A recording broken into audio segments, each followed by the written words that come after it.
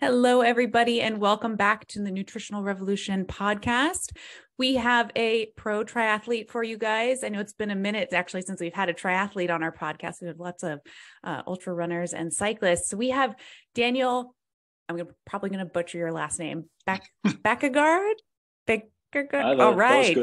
All right. Okay. I'm trying. And he was a competitive swimmer who transferred into the youth national triathlon team in 2014 and then got into long distance in 2019, where he won Ironman Austria and he qualified for world champs. So, and also it's 9 p.m. where he is right now. So thank you, Daniel, for staying up late and hanging on with us here for today's podcast. Of course. I really enjoy being on your podcast. So of course I would stay up late. Awesome. And so I briefed Daniel a little bit how we started doing our 2 truths and a lie. So we're going to dive into that first before he starts sharing his background with you guys. So go ahead and break it down for us, Daniel. Yeah, so this one is quite exciting. The first one is I've never played 2 truths and a lie. Okay. I've already ticked off all my items on my bucket list. Okay. And I graduated top of my class at university. Okay. All right. I am going to guess, and again, don't tell me. I kind of think maybe you never played 2 truths and a lie. I don't know. I'm going to go with that one. So don't tell me the answer. I feel like you could have, with your dedication in sport, probably could have easily dedicated a good amount of time to graduate top of your class, I feel like, in school, and quite successful. Although I feel like maybe in try, you maybe have some more goals. Maybe you want to tick off your bucket list. So could be that one too. So we'll dive into the answer to that in the end of the podcast. You guys hang on for the answers to that. So tell us a little bit about your background, Daniel. How did you get, obviously we know you were a swimmer, but give us a little bit of like what kind of inspired you to get into triathlon? What drew you there? Yeah, so coming from a competitive sports background with swimming, I've always lived in kind of the bubble of doing elite sports, and I've always loved it. So it's funny how things kind of change. Starting out having kind of just the camaraderie, you have the social element of training, and all of a sudden you're in that kind of bubble of performing all the time. And before I kind of knew it, I actually hated everything I was doing, to be honest, during my swimming time, because I felt like I didn't belong there. I felt like there was many times where I was standing on the blocks at a competition and was like at the complete worst time, actually asking myself, like, what on earth are you doing there? Oh wow, yeah.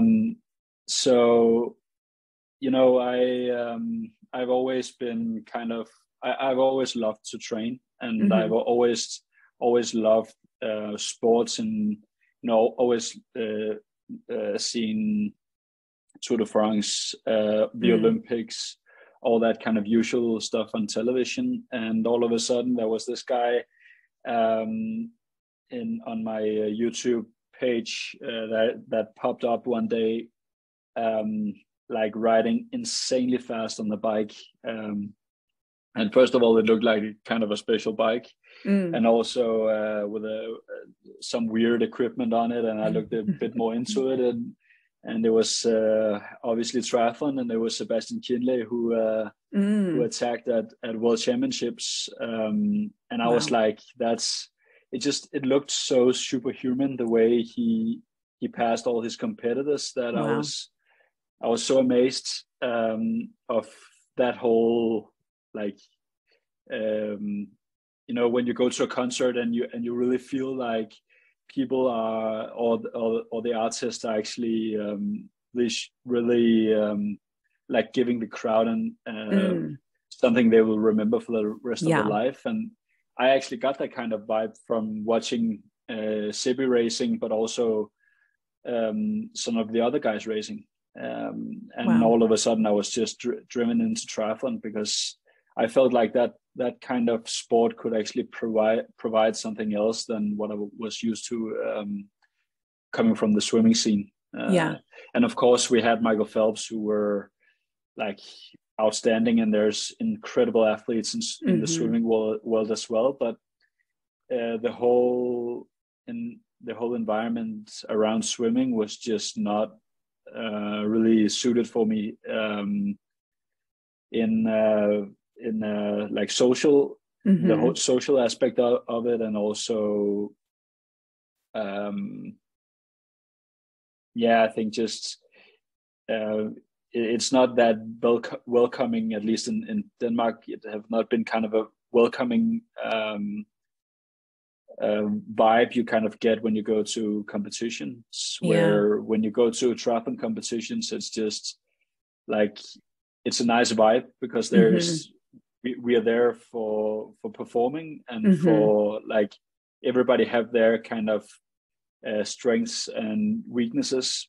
And that was something I was really drawn into, the fact that everybody just feels welcome. And then we race and we want to rip each other's head off during the race, but afterwards we can share a beer and tell war stories and have fun. And that whole thing was just that did it for me, kind of. And that's the kind of way I fell in love with the sport.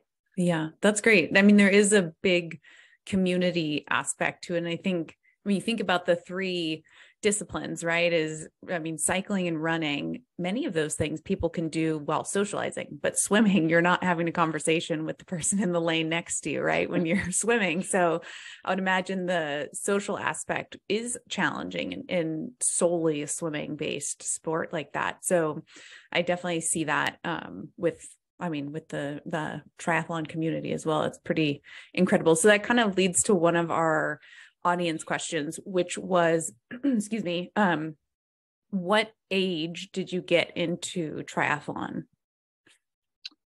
My first triathlon, that was actually in the swim, the local swimming team. I'm pretty sure I was like 9. Oh my goodness! Wow.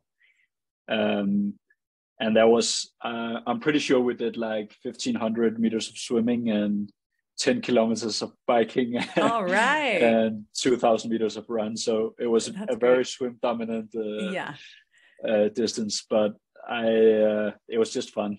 Wow.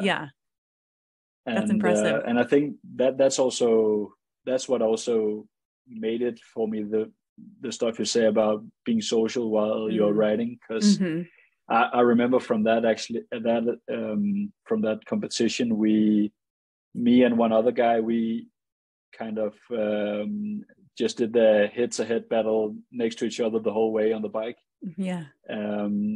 Not thinking about sitting on each other's wheel or anything, just like neck to neck the whole ride. And wow. And it's just fun the way you can see the expressions in the other person's face when you're riding next to them and competing. Yeah, that's great.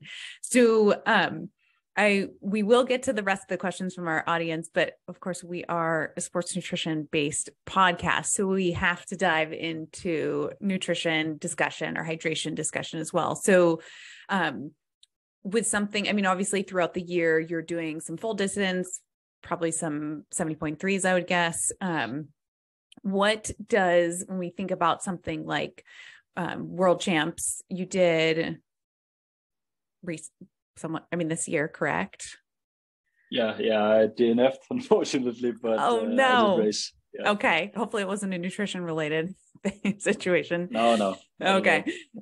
So kind of talking about the nutrition aspect, I mean, through the years of evolving in triathlon, has there been anything from a nutrition perspective where you changed or tweaked and noticed noticeable differences? Yeah, so I started off not having the money to actually pay for nutrition when I went to races. So the first experiences I had were not really nice, to be honest. Like massive bunks, and you know, racing 70.3. Me and my coach, we had the idea that I actually did not really need that much carbs during the race, because there's so much glycogen stored in your body already. So if you did a proper carbo loading before the race, you would actually be fine during the race. But we found out pretty quick that was really not the case, and we maybe had to pay a bit more attention to the nutritional side. Yes. And that's where culture also comes a lot into the question. The fact that I came from a culture where there was kind of the sense that eating was cheating.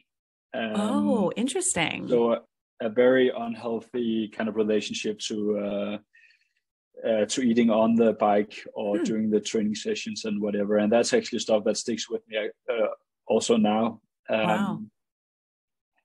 And therefore it was actually pretty difficult for me to start eating during competition, and even eating during training sessions. So the first, I think it was actually only last year, I started taking it very seriously. What I took on during the races. Wow. Of course, we made plans. It was kind of a case like I just followed the plan my coach gave me, and then everything was fine, not really paying further attention to anything.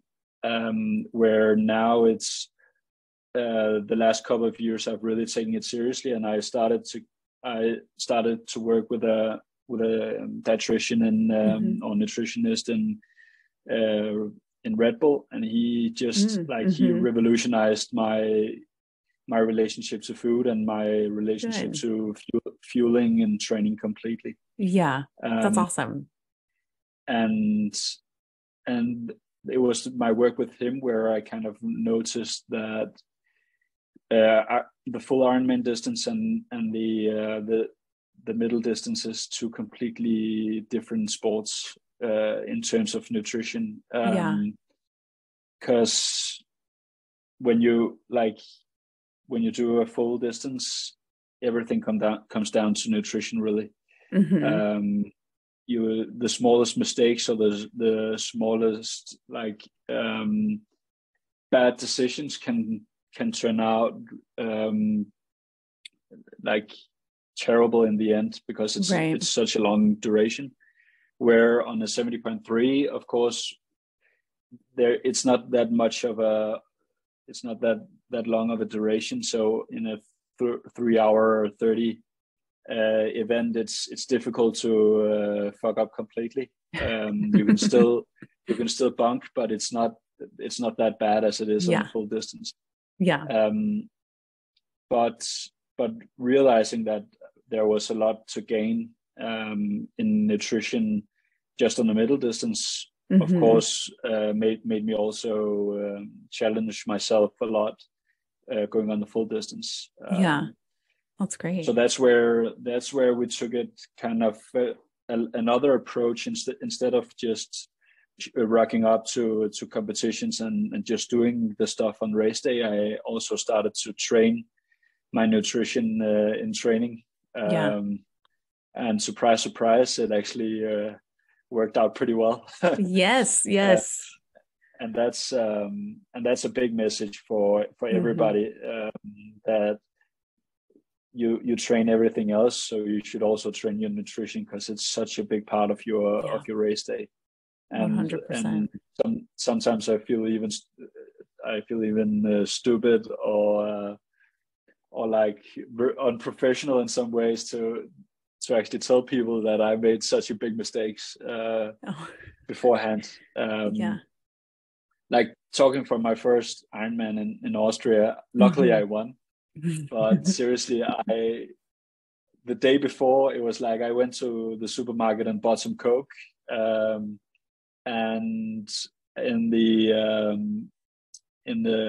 expo, I just got a bunch of gels. I didn't really know what it was. It was just gels. Gosh.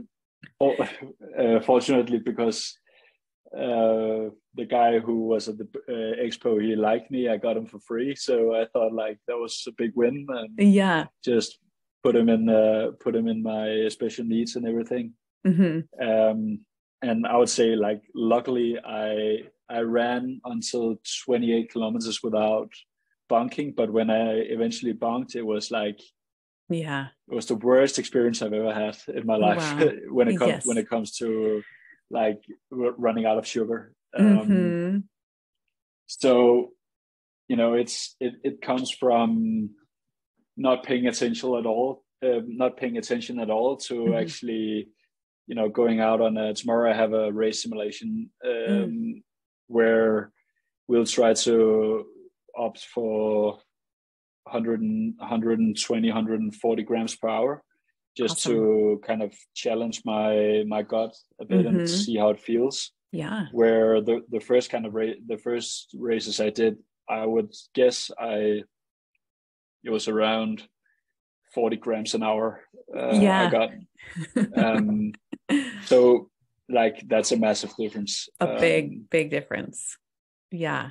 And I can see the difference in every aspect actually on when it comes to performing at training, because of course I have hard sessions every day, so it impacts your training in the sessions. It also impacts your recovery afterwards. It impacts your training session the next day and the day after that. So everything is kind of a puzzle, and it's just such a big difference you can make in a proper plan, and also which can also be kind of an easy plan to actually make. Yeah, that's impressive. The 140 grams of carbs. I know individuals are easily exceeding the literature suggested like max capacity, right? I mean, for the longest time it was like 60 grams of carbs was like all your gut can handle. And then it was like, wait a minute, we can do 90. And then here we have people doing, like you're saying, like I think I have a client that does 120 per hour and 140. I mean, what is that, a liquid? Do you do a combination of like liquid calories and gels, or like what does your nutrition look like when you're trying to get in 140 grams of carbs? So I started working with Mountain, not really like not sponsored, but just because my working with Red Bull, they just suggested that it's easy on the stomach and it actually it works. And after that like working with other brands, I could only take like 80 grams per hour, and there was just way too much sugar. And I would feel that kind of days when you get too much sugar in. But then after working with Mountain, it's actually pretty easy to get in a lot of calories, and that's in race type effort. It's only gels and liquids. But during training, I use their solid bars a lot. Because they are super for like just before a session or during the session, especially long bike rides and stuff. They are a bit too like thick for running. So I'd say like it's difficult to chew on a solid bar during the run, but other than that, they just have great products, and it works for me, and that's that's the main part, really. That's awesome. And so with regards to nutrition, talking about racing, I think a lot of the Ironman races recently have been carrying Martin on course. When you race, are you, at least in the United States, I will say, that could be different for outside of the United States. But when you race, are you bringing any of your nutrition on you, or are you relying fully from on-course nutrition? I always bring my nutrition on me, because one thing I've learned the hard way is the fact that you can never rely on anything. Not in like speaking bad of anybody, but it's just you can drop something. They can. I've experienced them not being ready at the aid stations. Those small things. Yep. And you don't want to ruin your race.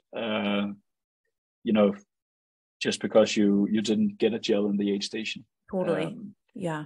And then there's also the other aspect that it's mostly the caffeine gels they hand out, and if you get, I'd say if you on a half Ironman, if you take one gel at every aid station every 20 minutes, then it's going to be 300 milligrams of caffeine you'll get in the first hour of the run. And if you also had some caffeine on the bike, then your heart will start to pump a bit. Yeah, you won't be able to sleep that night, that's for sure. No, exactly. So that's another thing that's why I just like to rely on my own stuff. And then you also kind of, it's strange because when you bring your own stuff, you feel like you have, like you can just follow the plan, and it makes it easier. Yeah, definitely. On that note, are you putting any of this like in a special needs bag when you're doing full distance, or is it 100% all on you? On a full distance, it's definitely on the special needs bag. Okay. Because it's way too much when it's when it's 120 grams per hour, then it's difficult to carry. And also I want some bottles as well with me, and it's just easier just to grab your bag. And it takes, like, if they don't hand it out, it only takes like maximum of 20 seconds to actually get your bag. So it's not that the time you lose, you win in the end, because you'll not end out walking. So right. Yeah. And so in regards to caffeine, do you consume caffeine when you're racing? And if so, how do you time that? So it depends on the races. I always do caffeine. So it's also, I think it's pretty individual what you can handle, the amounts, but also when to do it. So in the morning I get a cup of coffee, and it's also to put it politely, flush the system. And then maybe just before the start, like 30-45 minutes before the start, a small hit of caffeine. And then doing the bike ride, sometimes out at like 60K or so, you can kind of feel that now it's getting now it's a long day. If it's a half distance, and then I usually take a small amount out there, and then that's pretty much it. Maybe there will be some caffeine in my gels on the run, but most of the time I feel like if you have not had the caffeine before you start the run, then it's going to be kind of too late, because it takes some time to also digest into the system and stuff. So I feel like out at between 60 and 80 kilometers on the bike, that's a pretty good spot. Yeah. And so for some of our listeners, maybe who are more strictly runners or strictly cyclists, can you give them an idea of like, how long does a half Ironman take you from a time perspective, and what does a full distance take you? So half distance is like 3 hours and 30 to 40 minutes. And the full distance is 7 hours and 30 to 8 hours. Awesome. And of course it depends on the courses, and it depends on the wind and stuff. So lots of planning of nutrition. Yes, definitely. So kind of speaking of different courses, I know that you have raced have you raced in Kona? I know you've raced in St. George. Yeah. Both. Okay. So how does your hydration change in those environments? Do you still try and consume like so many bottles per hour, or does it change?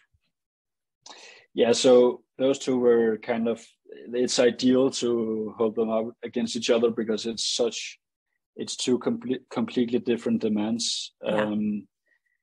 So in Kona, of course, you sweat a lot, and I sweat a lot, so I would lose like 2.3 liters an hour. Okay, yeah. And we found that there was nothing else to do than just try to get as much liquid in as possible.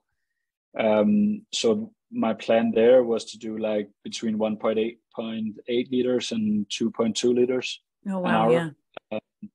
And of course, all of that cannot come with like sugar, because then that would be too much on the gut. So of course, just a lot of water. And I ran a plan there where I had, for the first 90Ks, I had the energy I needed on my bike. And then I would grab some bottles of water during the bike section. And at 90Ks, we had the personal needs. And of course, also had bottles there for the way home. Awesome. And that in that way, I get plenty of energy. I get energy which is also nice. So I know how much I get on during the bike session. And I can also, so it's not that stressful to actually get water in the aid stations, because or get something in the aid stations, because I just need the water. I need nothing else. Yeah. And that's a big thing. So it was actually quite easy, even though I had some back problems. So I did not hit the power output that I was aiming for. And that of course also means not the same kind of requirement from my body in terms of energy, but I feel like it was actually quite easy to handle that amount of liquid. That's awesome. And to be honest, beforehand, I thought like that's never going to be possible. Because then on the other hand, we had St. George, where it was for the most of the day, it was actually quite cold. So we cycled from 8 o'clock until 12 o'clock.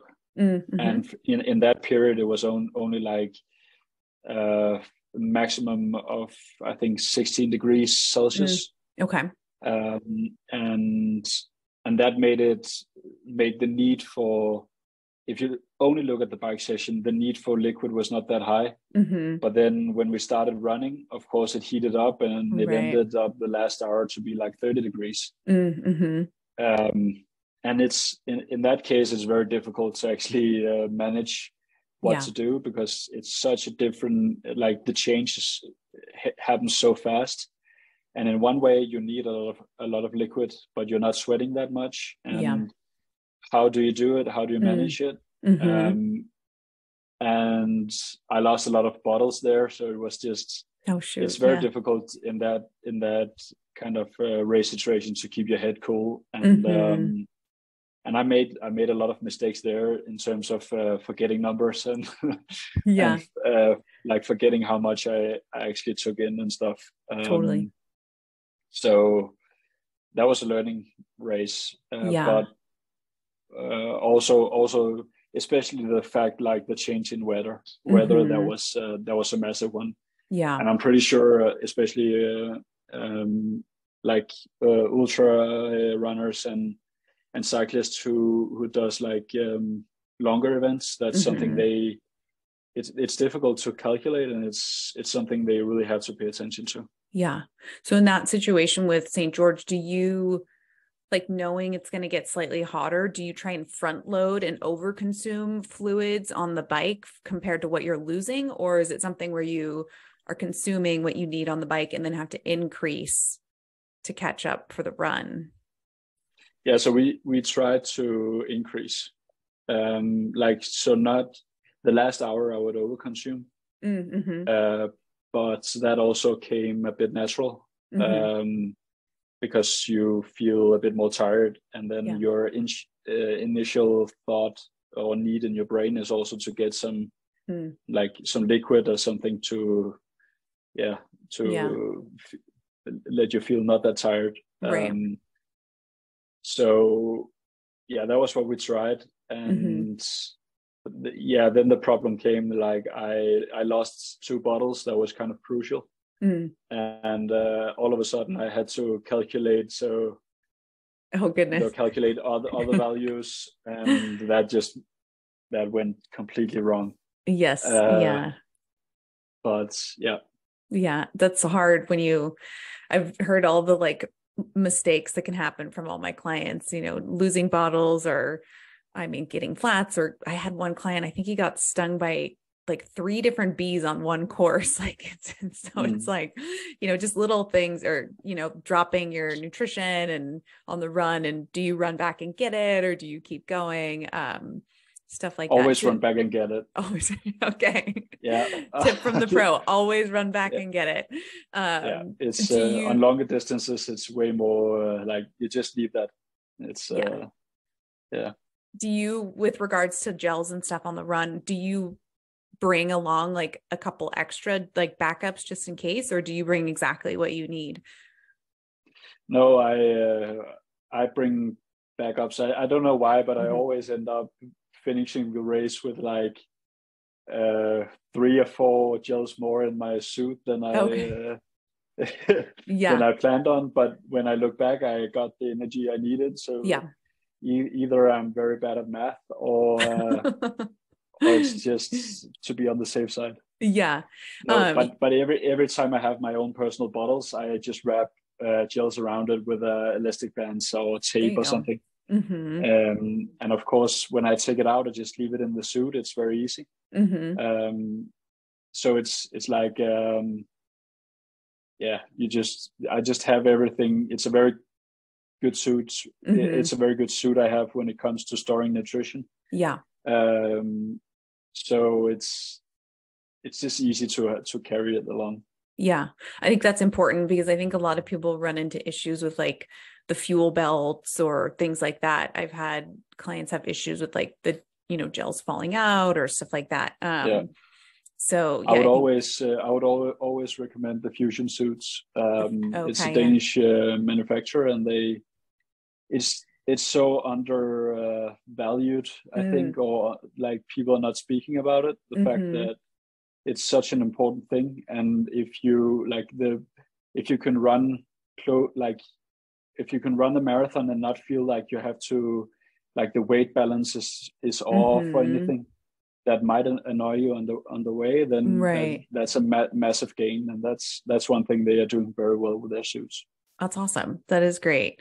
And kind of jumping to a little bit of like the post race, do you get in some recovery right away? Is your appetite kind of low? What happens post race from a nutrition and hydration perspective? I get it's a bit, so it depends. It really depends. Now I'm training for Ironman Israel, and I'm not planning on doing anything remotely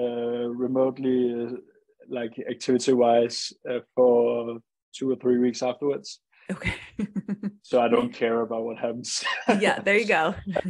Then it will probably be a beer or something, but normally it's a recovery shake just after, and then just make sure to get enough in. People should not be afraid of eating after a race, for sure not, because it's such a big stress on the body. So it's better to get more than you feel you need than getting less. And you always have that kind of a buzzing feeling in your body, that can kind of make you because you got all the nutrition and everything during the race, and that can kind of be make you feel slightly weird in some way, like a mishap or something. But it's that does not mean that you shouldn't eat anything. So like usually it's just straight out for pizzas or burgers or whatever to kind of high calorie. Yeah, that's great. And kind of on a supplement note, is there any supplements you use or that you have used that you've noticed helped improve your recovery or performance or in preparation for racing? I have kind of just the normal ones, I think. It's sometimes it's iron, zinc, and Mm-hmm. vitamin pills. Yeah. Multivitamin stuff. Mm-hmm. Yeah, that's typical. Yeah. I think I mean, you mentioned a big one there, iron. I think endurance athletes are definitely more prone to having low iron levels just because of a lot of the stress we put on our body too. But I think it's important that people, get their iron levels checked, definitely before supplementing, of course, but that's a good one to have on board. So I'll dive into actually, before I dive into audience questions, one thing I mentioned to you before we hit record, which was your involvement in sustainability. And I believe one of your sponsors is a solar company, right? HEP. True. HEP. Yeah. And so I think kind of moving towards more sustainable stuff is really important. And I was curious, from a sports nutrition perspective, are there any sports nutrition products or supplements or things like that you have found use more sustainable, maybe packaging or things of that nature? And if so, could you share? Yeah, of course. So not a lot, to be honest. So the first thing I actually got that was sustainable, like made out of, it's basically just made a bar or a small, what is it, like balls made out of what's it called, like dates and stuff. No, bugs. Oh, I don't know what that is. No, like bugs, flies or whatever. It's not flies, but it's like crickets. Yeah, crickets and all that stuff. Yes, cricket protein. Interesting. It was very weird. Yeah. It was a very weird, but I got a big box of it, and I actually ended up liking the taste, and I think it was just the first kind of thought about it was with a bit, nah, I'm not gonna eat that. I ended up really I just like it. That's cool. And also the idea behind it. Of course, I've had all the the dates. I do that myself as well, and my girlfriend also. Make them ourselves, and also that in that way you can also make it more eco-friendly in the way you wrap it afterwards. Yeah. And then there's just we just discovered a brand called Oscar bars. So it's from environmental friendly ingredients and eco-friendly, and they wrap it in what's it called, like self-degrading like biodegradable packaging. Yeah, exactly. And to be honest, I feel like that should be a standard for most brands in the industry. Yeah, I agree. And also from all the listeners, it's a pain to see gel wraps or whatever in the roadside. So if you ever drop anything, because of course you would never throw anything away on purpose, but if you drop anything, turn around and get it, because I think that's one of many things that people hate about cyclists and sports people in general, and we should not give them any reason to hate us. And also we should take care of the nature. So for sure, that's a big one. Yeah, I think that's a good call.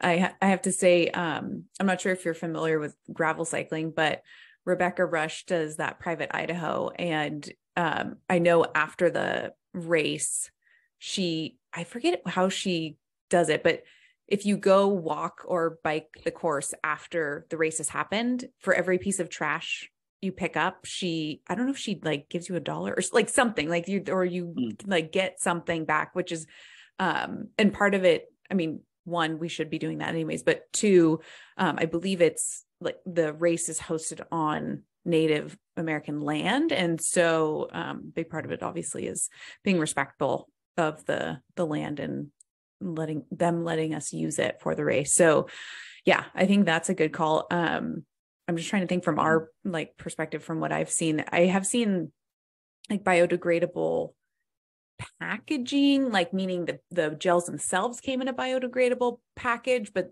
like the actual, how do I say this? The box of gels was in a biodegradable package, not the gels themselves. And no, but that's I haven't seen it with gels, but I've seen it with bars here. Oh, okay, cool. Yeah. Yeah. And I think that's also a new thing they they are kind of integrating. But the problem is, I can also see the problem in like, of course that's more expensive right now, and then it's a very expensive sport beforehand, so it can be difficult to put extra money, throw extra money for those kind of bars. But it would be nice if we got to a point of just the world in general where that should be just a normal kind of thing to have biodegradable packaging. Yeah. Oh yeah. I think that would be wonderful. So I'll dive into our audience questions, and some of them are nutrition related, some are not. Some of them are, I think, come from other maybe triathletes, maybe kind of trying to get better at sport. So let's see. You kind of mentioned your upcoming race schedule. So this question is, what's coming up on your race schedule? So first thing coming up, you said, was Israel, right? Yes. So my last race of this year will be Ironman Israel. So kind of try to end the year on a high. Yeah, that would be nice. And then a long off season.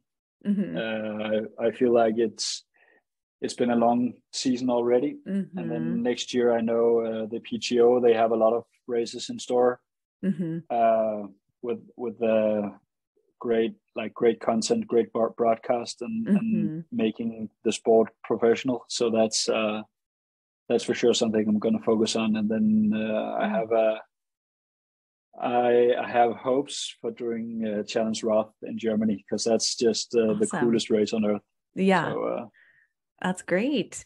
Kind of on the postseason question, what does that look like for you? Because I do think that is something where a lot of our athletes get to this point in the year, which is kind of like right now, like November, December, fall, where they've probably like maybe peaked in their final A race, and they kind of just need a brain and body break. Is that something where you just kind of go how you feel, or do you have a set duration of time where you say, hey, I'm going to give myself 2-3 weeks to just not look at my training peaks, or, how does that work for you? Yeah. So there's many things to that. One thing is when you have to kind of deliver on the highest level for a whole year, I feel like it's very necessary for you to take some time off. Yeah. Because that can be kind of a stress, there is a small stress about it for basically the whole year, if like all the small questions that always pops up. And if you, I think if you're not taking time off from that it's just gonna be difficult. Yeah.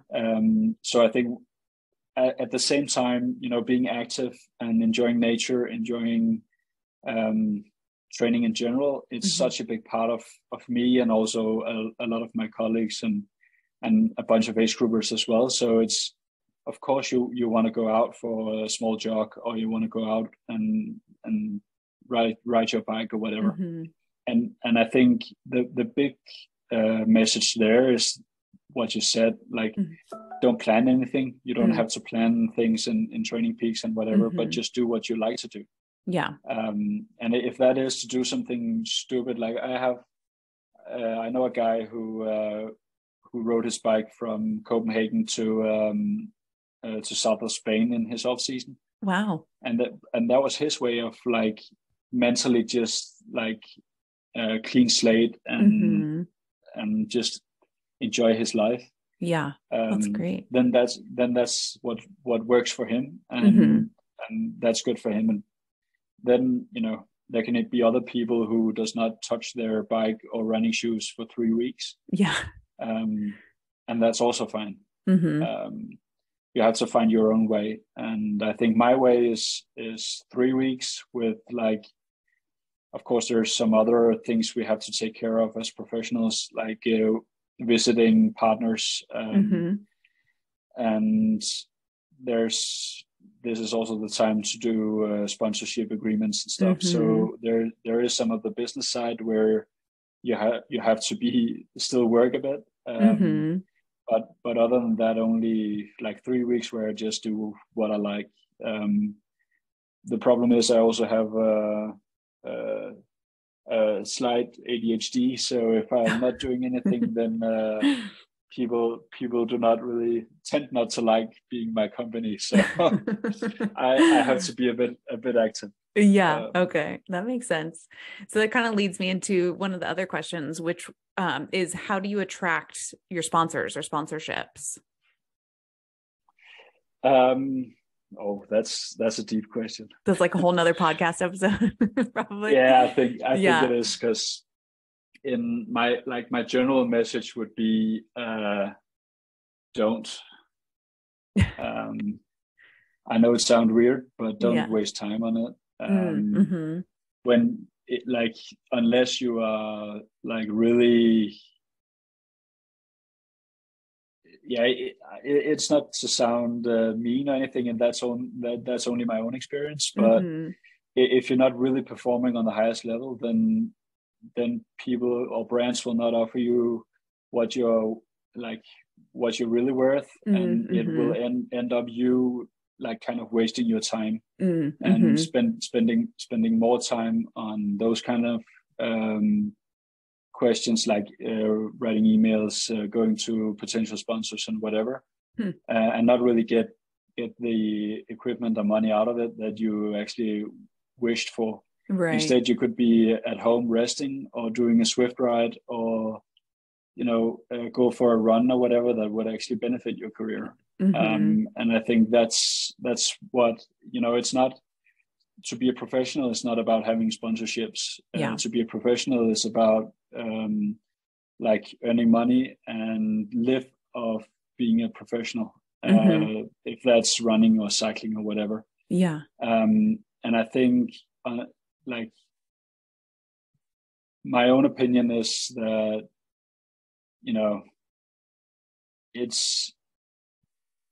and that's coming, like I grew up, I dreamt of having all the sponsorship logos on my chest and presenting it. But I can tell you for sure that, of course, that is nice to work with those, especially those brands I work with in the business. But it's not necessary for you to actually get on a high level to have sponsors. And like if I could do something different, it would definitely be not wasting my time on writing all those emails and visiting potential partners that would like basically give me nothing in return.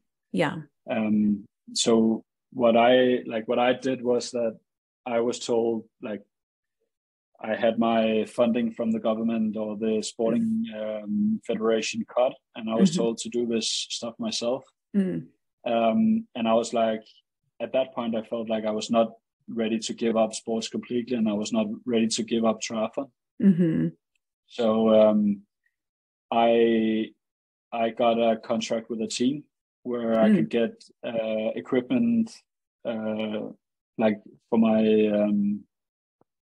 they basically just gave me a package of equipment, and I could use that racing their colors and in their suit. And that was a perfect opportunity for me to actually like start racing and just feel like a little bit of a professional. And that also kept me like in that kind of hardworking mindset that I still have to show these sponsors who sponsors the team that I'm actually worth it. But at the same time, I did not have to go to all the individual sponsors to actually get those sponsorships. So it's a very difficult topic. But after that, I sat down with a guy and started. I had one year where I won a bunch of races and also went to Hawaii, and I was like, that was kind of a breakthrough year, and I decided that I wanted to go all in on this stuff. But I also accepted the fact that I was not going to be able to handle all the business side of things alone, which made me start the project with one of my best friends, that he would become my manager, and we wanted to change the things that, like, change the way the managing side of triathlon have been running the last couple of years, since the start of triathlon, actually. Right. And I think, like, we sat down and wrote on the piece of paper what kind of sponsors or what brands I would like to work with. And yeah, so that was kind of a bucket list.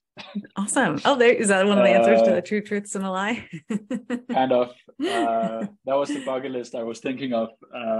Perfect. And I'd say actually, I don't have any brands left on my bucket list. Awesome. That's great. So I think that's the correct way of working. The fact that the same way as you set goals for your triathlon career, you should also set goals for what kind of partners you would have out in the future. Yeah. And work towards that. And the only way you can get that is by performing, and by, like, basically winning. And you're not winning if you're not training and recovering. Right. So it was kind of a strange answer, but no, I think that's helpful. That seems like the progression piece, right, is to go with potentially a team, and then that evolves with more wins and, adequate training and all of that stuff. So I think that makes perfect sense. We got a good question from someone. They said, which course has the best fans and why is it Copenhagen? I've actually never run the Ironman Copenhagen, and they made it a age group only event, which is like, my heart is crying for that.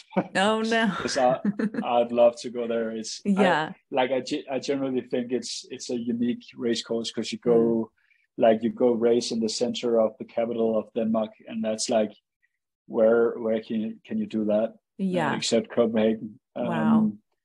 But I'd say I won the European Championships in Elsinore, and that's close to Copenhagen. And that was the craziest thing I've ever tried. Wow.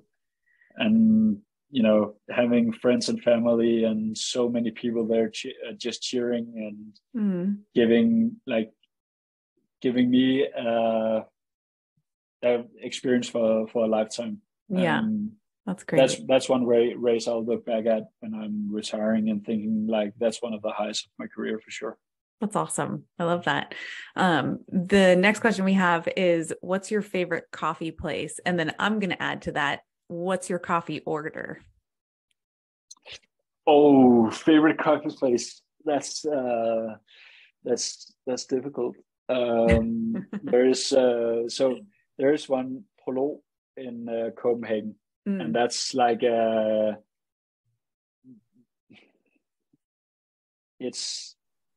have their own coffee, and they make it their own beans and stuff. Awesome. And it's just like world leading, I think, or maybe I'm just told. I'm not sure, but it's just great coffee, and I always order a cortado from there. Awesome. And then also I'm in Girona right now, and of course that's kind of a capital for coffee places. And I'm not sure I'm mentioning it or I'm pronouncing it correct, but it's Oniria coffee shop or cafe. That's like, their owner is super sweet, and it's just it's an experience to get a cup of coffee there, and that's how it should be. That's awesome. And that's also a flat white or cortado. There you go. That sounds great. So I want to be mindful of your time, because we're up on the hour here. So let's reveal those two truths, or the lie from your two truths and a lie. So you said that you've never played Two Truths and a Lie. You said you ticked off all your items from your bucket list, which I think we maybe answered that one. And then you said you graduated top of your class. So which would be the lie? Yeah, I'd say the lie is I graduated from the top of my class. Oh, really? Okay. Yeah. Unfortunately, I didn't get that far. So yeah. Oh, there was, but there's still time, and I think yes.